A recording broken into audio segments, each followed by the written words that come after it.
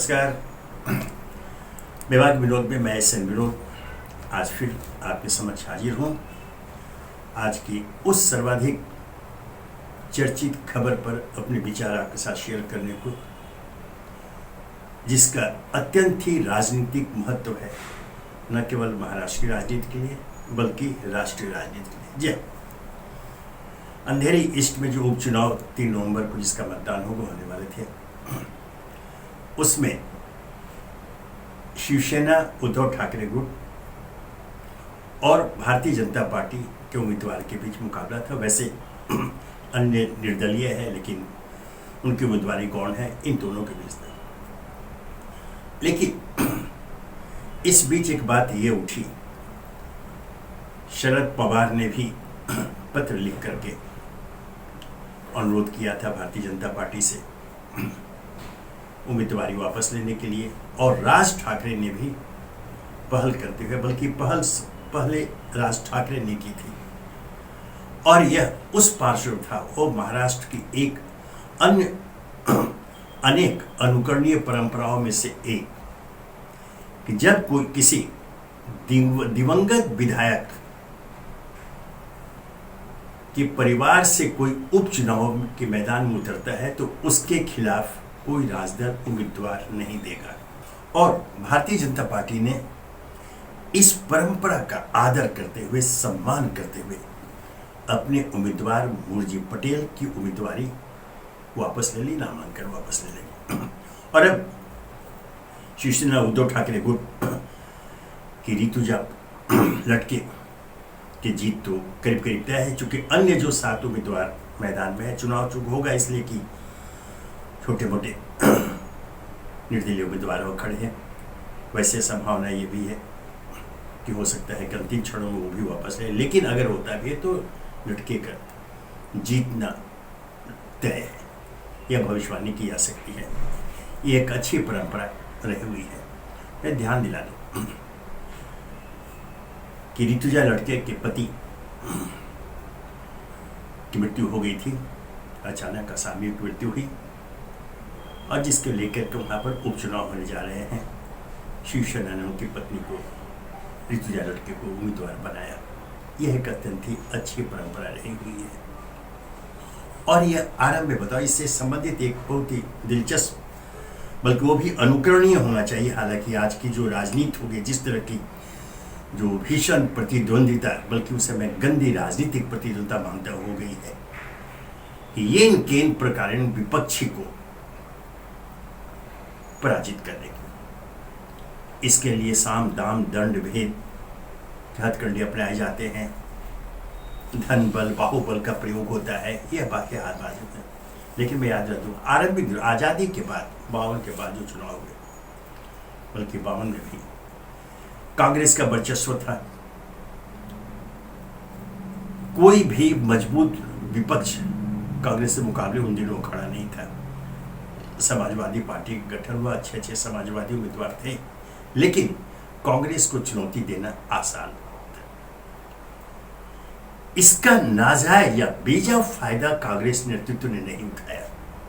मैं बता दूं, पंडित जवाहरलाल नेहरू का यह मानना था, और इसे उन्होंने लागू किया चुनाव में, कि संसद में अच्छे मजबूत प्रभावशाली योग्य विपक्षी उम्मीदवार जीत करके आने चाहिए, ताकि एक मजबूत विपक्ष के रूप में वो अपनी भूमिका का निष्पादन कर सके संसद के अंदर। यह सोच थी पंडित जवाहरलाल नेहरू की, और यही कारण था कि विपक्ष के जो अच्छे उम्मीदवार होते थे, जो जिनकी योग्यता के मद्देनजर यह माना जाता था कि वे सांसद के रूप में लोकतंत्र के लिए और भारतीय संसद के लिए उपयोगी सिद्ध होंगे, उनके खिलाफ कांग्रेस कोई अपना मजबूत उम्मीदवार नहीं उतारते थे। कहने का अर्थ यह है, दूसरे शब्दों में यह कहा जाए कि स्वयं कांग्रेस ऐसे विपक्षी उम्मीदवारों की जीत सुनिश्चित करती थी जिन्हें संसद के लिए उपयोगी माना जाता था, लोकतंत्र के लिए उपयोगी माना जाता था। एक मजबूत विपक्ष की जो कल्पना थी, उसके पक्ष में स्वयं कांग्रेस पार्टी आगे आती थी। यह भी समय था। हालांकि धीरे धीरे वो प्रथा खत्म हो गई। अब तो ऐसे है कि अगर कोई अच्छा मजबूत उम्मीदवार है, उसे पहले पराजित करूं। अब तो सत्ता पक्ष कोई मजबूत विपक्ष चाहता ही नहीं है। भाषण देने के लिए, लिखने के लिए, बोलने के लिए अपनी जगह है, लेकिन व्यवहार के स्तर पर देखा जाए अनेक प्रमाण मिलेंगे जब स्वयं सत्ता पक्ष की ओर से अच्छे मजबूत उम्मीदवारों का विरोध किया गया, उनके खिलाफ मजबूत उम्मीदवार खड़े किए गए, उनकी हार को सुनिश्चित किया गया। ऐसे पर इसमें जब इन दिनों एक बहस छिड़ चुकी है, चूंकि स्वयं बता दूं, ये दोहराऊं कि प्रधानमंत्री मोदी ने भी यह चिन्हित किया है कि मजबूत विपक्ष की आवश्यकता है। वैसे में जब एक राष्ट्रीय बहस चल पड़ी है, तो यह जो ताजा घटना अंधेरी पूर्व उपचुनाव को ही उससे सूत्र पकड़ते हुए आगे बढ़ा जाए। जैसे मैंने पंडित जवाहरलाल नेहरू आरंभिक दिनों का, आजादी के बाद के जो आरंभिक दिनों में जो चुनाव होते थे, उस समय की जो सोच थी, जो मानस था सत्ता पक्ष की ओर से, उसे याद करते हुए क्यों नहीं उसे पुनर्जीवित किया जाए।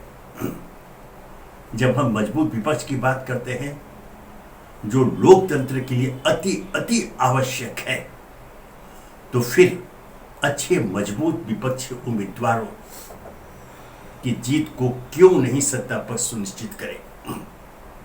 इस पर एक बहस हो, ध्यान रखें। आज जिस प्रकार से अगर वर्तमान संदर्भ में देखा जाए, भारतीय जनता पार्टी को जो प्रचंड बहुमत संसद में प्राप्त है, वैसे में विपक्ष की ओर से जब बहस होती है, तो इक्का दुक्का कुछ लोगों को छोड़कर कोई ऐसी शख्सियत सामने नहीं है जो सत्ता पक्ष को तथ्यों के आधार पर सकारात्मक जवाब दे सके। वैसे जवाब जो जब आम लोगों के बीच में पहुंचे, तो उस पर एक राष्ट्रीय बहस हो, पक्ष विपक्ष की भूमिका को लेकर एक सार्थक बहस हो। और यह सब इसलिए जरूरी है कि लोकतंत्र को मजबूत करने की जो कल्पना है ना, उसे साकार किया जाए। क्योंकि ध्यान रखें, यह भी दोहराना ही होगा कि कमजोर विपक्ष मजबूत सत्ता पक्ष को तानाशाही रास्ते पर चलने के लिए प्रेरित करता है, और यह हमारे लोकतांत्रिक भावना के प्रतिकूल है। ऐसे में एक बार फिर ऐसा अवसर आया है कि सभी राजदल मिलजुल करके बैठ करके आरंभिक 1952 के बाद के आरंभिक दिनों के चुनावों की चर्चा करते हुए उस पार्श्व में क्यों नहीं कुछ ऐसे कदम उठाएं, कुछ ऐसे निर्णय लें कि एक अत्यंत ही जीवंत संसद नजर आए, एक अत्यंत ही जीवंत विपक्ष नजर आए, एक अत्यंत ही जीवंत लोकतंत्र नजर आए, जिसके आलोक में सत्ता पक्ष अपनी मनमानी करने में हिचके। और यह तभी संभव होगा जब विपक्ष की चुनौती उन्हें मिलेगी। और विपक्ष को चुनौती कौन देगा? कोई लचर विपक्षी सांसद नहीं देगा, कोई लचर विपक्षी नेता नहीं देगा, एक मजबूत विपक्ष देगा, एक योग्य विपक्षी सांसद देगा, एक सर्वथा योग्य विपक्ष का नेता देगा। ऐसे में जब यह बहस चली है, तो हमें यह आशा करनी चाहिए, और यह आशा करते हैं, क्योंकि सभी पक्ष, चाहे वो सत्ता पक्ष हो या विपक्ष हो, जितने राजदल हैं, सभी भारतीय लोकतंत्र की उपज है। यह खुशबूदार लोकतंत्र है, भारतीय लोकतंत्र, जिसने उन्हें जमीन प्रदान की है। तो उस जमीन से ऊपर उठकर, उस जमीन को उपेक्षा कर कोई राजदल जीवित नहीं रह सकता। कम से कम सक्रिय सार्थक राजनीतिक भूमिका में तो वो कभी भी उपलब्ध नहीं हो सकता। यह एक सत्य है, एक कटु सत्य है। और जब यह मौजूद है, आंखों के सामने है, तो फिर लोकतंत्र के हित में, मजबूत लोकतंत्र के हित में क्यों नहीं कुछ ऐसे निर्णय, या कोई कानूनी संवैधानिक निर्णय नहीं होगा, यह आपसी बातचीत से होगा, एक टेबल पर बैठ करके चर्चा करके, सत्ता पक्ष और विपक्ष दोनों कुछ ऐसा मार्ग निकालें जिससे कि संसद में योग्य और सुपात्र चुन करके आ सके विपक्ष की ओर से भी। यह आज पूरी कल्पना लग सकती है, शायद चर्चा करेंगे तो अनेक लोग, बहुमत के लोग शायद इसके मजाक उड़ा देंगे, हंसी उड़ाएंगे कि क्या ऐसा भी संभव है। लेकिन जैसे मैंने कहा, ऐसा संभव हुआ है, इसी देश में आजादी के बाद हुआ है, और सत्ता पक्ष के प्रधानमंत्री पंडित जवाहरलाल नेहरू की इच्छा पर हुआ, उनके नेतृत्व में हुआ है। अनेक प्रमाण आपको ऐसे मिल जाएंगे। तो फिर आज क्यों नहीं, और आज मैं इसलिए चिन्हित कर रहा हूं आज को, कि अभी जैसा दावा किया जाता है, और शायद इसमें कोई अतिशयोक्ति भी नहीं है, कि आज हमारे प्रधानमंत्री नरेंद्र मोदी विश्व के सर्वाधिक लोकप्रिय राजनेता हैं। जब उन्हें यह सम्मान प्राप्त है, तो फिर क्यों नहीं हमारे सर्वाधिक लोकप्रिय प्रधानमंत्री नरेंद्र मोदी स्वयं इस दिशा में पहल करें। आज नेहरू की चर्चा बार बार होती है, चलिए एक मौका उनके पास है, वो इस मुद्दे पर कम से कम, एक अत्यंत ही महत्वपूर्ण इस मुद्दे पर पंडित नेहरू को पीछे छोड़ दें, आप आगे बढ़ें। अनेक ऐसे योग्य विपक्ष में उम्मीदवार हैं, ऐसे राजनेता हैं जिनकी संसद के अंदर मौजूदगी लोकतंत्र के हित में होगी, और संसद को जीवंत संसद बनाने के पक्ष में उनकी उपयोगिता चिन्हित होती रहेगी। इसलिए आज जिस संदर्भ में हम चर्चा कर रहे हैं, ऋतुजा लटके के खिलाफ जिस प्रकार भारतीय जनता पार्टी ने अपने उम्मीदवार को वापस लिया है, तो यह तो खैर जैसे मैंने कहा कि यह महाराष्ट्र की अनेक अनुकरणीय परंपराओं में एक, कि दिवंगत विधायक के परिवार से अगर कोई उपचुनाव लड़ता है तो उनके खिलाफ उम्मीदवार नहीं देंगे, उसके अंतर्गत निर्णय है। लेकिन मैं चाहूंगा इससे आगे बढ़ते हुए एक ऐसे निर्णय लें भविष्य में, आने वाले दिनों में, कि संसद के अंदर योग्य पात्र ही नजर आए सांसद के रूप में, या विधानसभाओं में विधायक के रूप में। और यह संभव है, क्योंकि कोई भी राजदल यह नहीं चाहेगा कि हमारा लोकतंत्र कमजोर हो। सभी ये चाहेंगे कि एक मजबूत लोकतंत्र हो, और उनके विधायक, सांसद और राजदल की छवि आम जनता के बीच में एक सक्रिय, एक योग्य उम्मीदवार और दल के रूप में स्थापित हो। यह एक अवसर है। अंधेरी पूर्व का उपचुनाव तो एक छोटा सा विधानसभा का उपचुनाव है, लेकिन इसने एक अवसर प्रदान किया। इसमें जो राजनीतिक जो पक्ष उभर के सामने आ गए हैं उम्मीदवारी को वापसी का, और फिर विगत दिनों की याद करते हुए योग्य पात्रों को संसद में और विधानसभाओं में पहुंचाए जाने की पहल स्वयं सत्ता पक्षियों से किए जाने का, इस आलोक में यह संभव है। सिर्फ शर्त एक है, ईमानदार राजनीतिक पहल। क्या हमारे राजदल इसके लिए तैयार होंगे? प्रतीक्षा कर ले। आज एक और अत्यंत ही महत्वपूर्ण खबर सामने आई है, बल्कि ये चिंताजनक खबर है। वर्तमान राजनीतिक स्वरूप के लिए यह अत्यंत ही चिंताजनक बात है। ध्यान रखें, दिल्ली के उप मुख्यमंत्री मनीष सिसोदिया से सीबीआई पूछताछ कर रही है, और बार बार यह आशंका जताई जा रही है कि उन्हें गिरफ्तार किया जा सकता है, चूंकि एक मंत्री पहले गिरफ्तार हो चुके हैं। खैर यह तो है, लेकिन विगत कल जो पूछ रहा है, लगभग 9 घंटे तक पूछताछ हुई। उसके बाद मनीष सिसोदिया सीबीआई दफ्तर से बाहर आकर सीबीआई के दरवाजे पर मीडिया से जो बात करते, जो आरोप लगाए, जो सनसनीखेज आरोप लगाए, ये चिंताजनक है। आरोप क्या है? उन्होंने बताया कि उन पर दबाव बना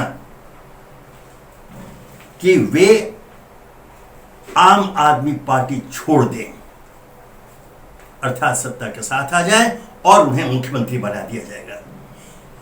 हालांकि सीबीआई ने तत्काल इसका खंडन किया, आधिकारिक रूप से खंडन आया, लेकिन अब सवाल ये उठते हैं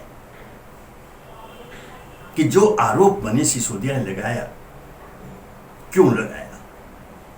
मनीष सिसोदिया कोई राजनीति के ककहरा वाले राजनेता नहीं है, एक मंझे हुए राजनेता है, दिल्ली के उप मुख्यमंत्री हैं। वो अगर यह कहते हैं कि उन पर सीबीआई के अधिकारियों ने दबाव बनाया कि वो आम आदमी पार्टी छोड़ दे, उन्हें मुख्यमंत्री बना दिया जाएगा, तो क्या सीबीआई सत्ता पक्ष अर्थात भारतीय जनता पार्टी के प्रतिनिधि के रूप में वहां बैठ करके उनसे पूछताछ कर रही थी? यह सवाल पूछा जा रहा है। तत्काल जो त्वरित जवाब यह होगा कि यह संभव नहीं लगता कि आखिर सीबीआई अधिकारी ऐसा कैसे करेंगे। लेकिन सवाल यह है कि फिर मनीष सिसोदिया ऐसे आरोप क्यों लगाएंगे? इसकी जांच होनी चाहिए, इस पर गहन जांच आवश्यक है, क्योंकि ये छोटी मोटी बात नहीं है, ये बहुत ही गंभीर आरोप है। सीबीआई पर लगा आरोप और लगाने वाले दिल्ली के उप मुख्यमंत्री हैं, कोई छुटभइये नेता नहीं है, राजनीति के मंजे हुए खिलाड़ी हैं, पत्रकारिता इनका पार्श्व रहा हुआ है। ऐसा व्यक्ति जब यह कहता है तो तत्काल इसे खारिज नहीं किया जा सकता। विगत में जो जानकारियां हमारे पास आई हैं, जो हमने देखा है कि जब ऐसी पूछताछ होती है, इसकी पूरी की पूरी वीडियो रिकॉर्डिंग होती है। अब तक हम लोग यही जानते आए हैं, अर्थात कल जो मनीष सिसोदिया से पूछताछ हुई उसकी भी वीडियो रिकॉर्डिंग हुई होगी। अगर यह है तो फिर सीबीआई उस वीडियो रिकॉर्डिंग को सार्वजनिक करे, क्योंकि उसके ऊपर यह आरोप लगा है सत्ताधारी दल के हाथों में खेलने का, उनके प्रतिनिधि के रूप में व्यवहार करने का। इसलिए आवश्यक है कि इसमें दूध का दूध और पानी का पानी होना ही चाहिए। अगर सीबीआई ने वास्तव में ऐसी भूमिका की है और सत्ताधारी दल की ओर से मनीष सिसोदिया को इस तरह के पेशकश की है, यह घोर आपत्तिजनक है।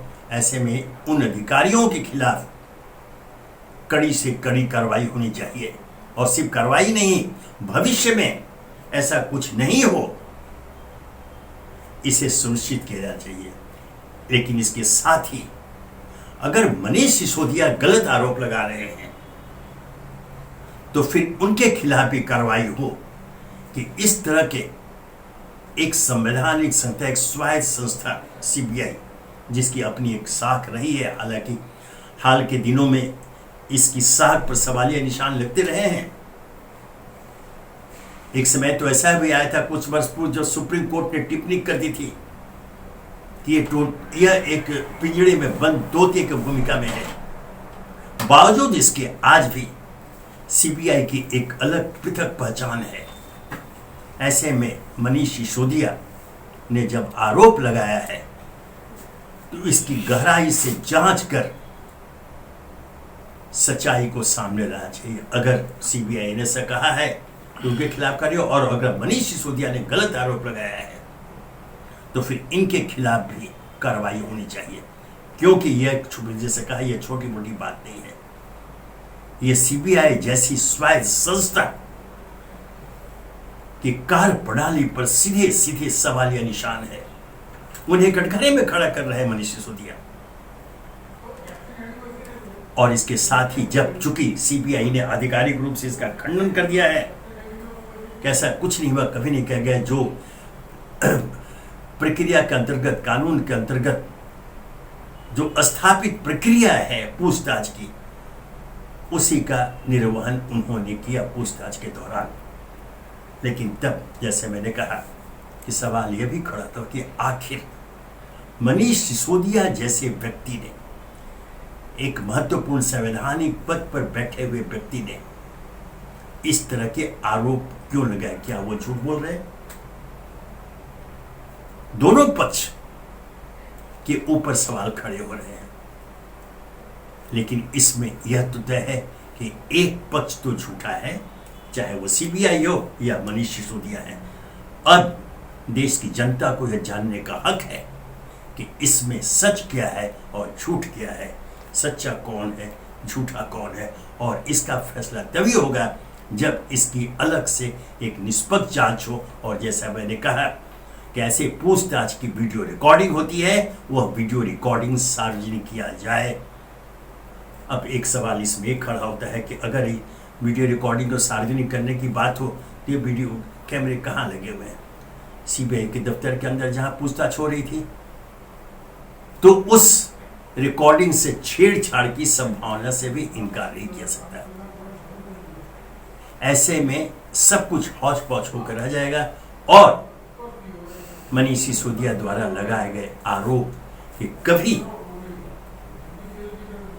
उस रूप में सफाई और सच्चाई सामने नहीं आएगी जो जनता चाहती है, जिसके अंतर्गत सीबीआई को पाक साफ घोषित किया जा सके।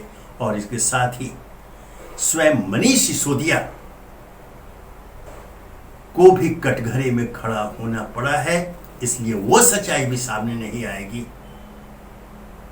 जिसमें मनीष सिसोदिया ने जो आरोप लगाए उसमें कितना बल है, कितना दम है, कितना कम है। इसलिए यह काम सिर्फ एक संस्था कर सकती है और वह है भारत के सर्वोच्च न्यायालय, supreme court of India. Supreme, चूंकि यह मैंने कहा कि यह छोटी मोटी बात नहीं है। विगत में अनेक ऐसे अवसर आए हैं जब ऐसी कुछ घटनाएं हुई हैं तो सुप्रीम कोर्ट ने स्वतः संज्ञान लेकर के जांच करवाई है। इस मामले में भी देश चाहेगा कि सुप्रीम कोर्ट स्वतः संज्ञान लेकर के पूरे मामले की निष्पक्ष जांच करवाए। उनके पास अनेक ऐसे मंच हैं, अवकाश प्राप्त जजों के या वर्तमान जजों की एक समिति बनाकर इसकी बारीकी से जांच कराई जाए ताकि लोगों के दिल में जो संदेह सीबीआई के प्रति और एक उप मुख्यमंत्री के प्रति पैदा हो रहा है उसका निराकरण हो सके। धन्यवाद।